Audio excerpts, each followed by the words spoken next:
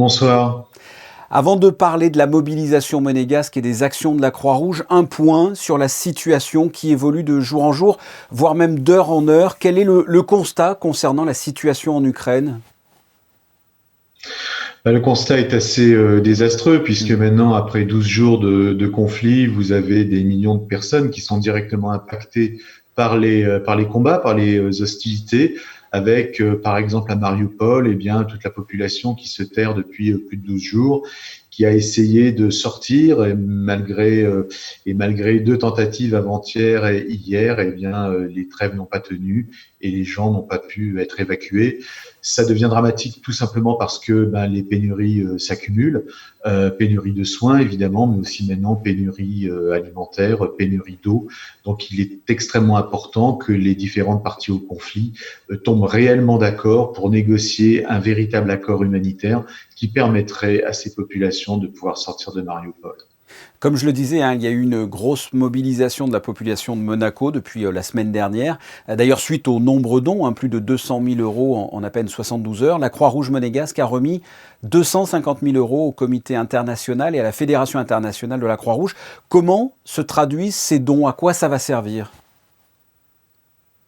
Alors déjà dire merci, c'est pas la première fois, mais c'est vrai que la principauté de Monaco a toujours été très généreuse envers le mouvement international de la Croix-Rouge et également le CICR.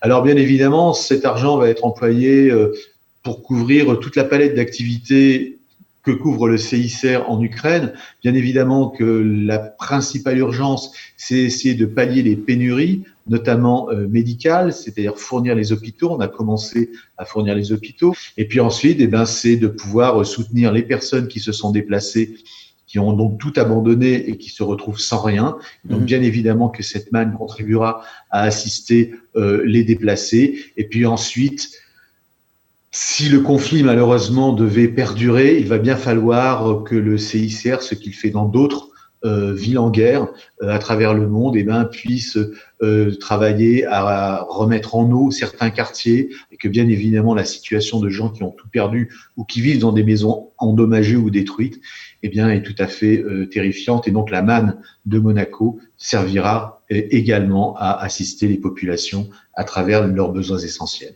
Et comment arrive-t-on à acheminer cette aide en Ukraine dans un tel contexte ? J'imagine que c'est compliqué. Actuellement, nous sommes en train de renforcer nos équipes à l'intérieur de l'Ukraine. Nous avons environ 600 personnes, CICR, qui sont présentes à l'intérieur des frontières de l'Ukraine.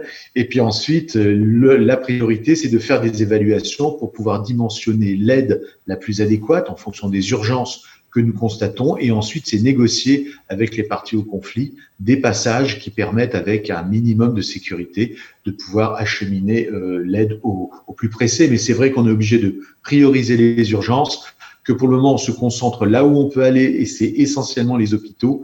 Mais quand on voit les destructions et quand on voit le désarroi et la détresse de la population et des pénuries qui s'accumulent, il est évident qu'il va falloir trouver des solutions pour avoir une couverture opérationnelle humanitaire beaucoup plus large que ce que permet le conflit aujourd'hui. Les bénévoles de la Croix-Rouge prennent des risques sur place, j'imagine. C'est dangereux là pour eux ? Alors pour les volontaires ukrainiens, bien évidemment qu'ils font montre d'un certain courage puisque sont à pied d'œuvre et puis ils sont dans leur pays, leur famille. Le CICR, lui, n'emploie pas de bénévoles, ce ne sont que des professionnels qui travaillent en Ukraine, mais bien évidemment que les conditions de sécurité, les problèmes de mobilité, l'acceptation de l'espace humanitaire aussi, est une préoccupation permanente et c'est ce que négocie au quotidien le CICR avec les différentes parties dans les différents endroits où nous essayons de nous déplacer. Là en Ukraine, c'est habituel pour vous ? Cette crise est sans précédent. Quel est votre constat à ce niveau-là ? Non, je pense que ce qui choque, mais c'est ce qu'on vérifie malheureusement dans la plupart des conflits d'aujourd'hui, c'est la guerre en ville. C'est là où, dans des zones densément peuplées, de voir des combats extrêmement lourds utilisant des armes à large rayon d'impact, les conséquences humanitaires sont non seulement immédiates, mais colossales. Mais c'est ce que l'on a vérifié au Yémen, malheureusement, en Irak, en Syrie, aujourd'hui dans le nord de l'Éthiopie, à Mekele par exemple, la véritable problématique humanitaire, le défi humanitaire, c'est véritablement porter secours à des gens qui n'ont pour choix finalement que de se terrer ou de tout quitter, et quoi qu'il en soit, que l'on se terre ou que l'on quitte tous, ou que l'on quitte tout, eh bien les conséquences humanitaires sont terribles, et donc la réponse humanitaire doit être la plus rapide possible. Frédéric Joly, merci de nous avoir fait le point sur la situation en Ukraine et sur l'aide apportée par la Croix-Rouge. Merci à vous.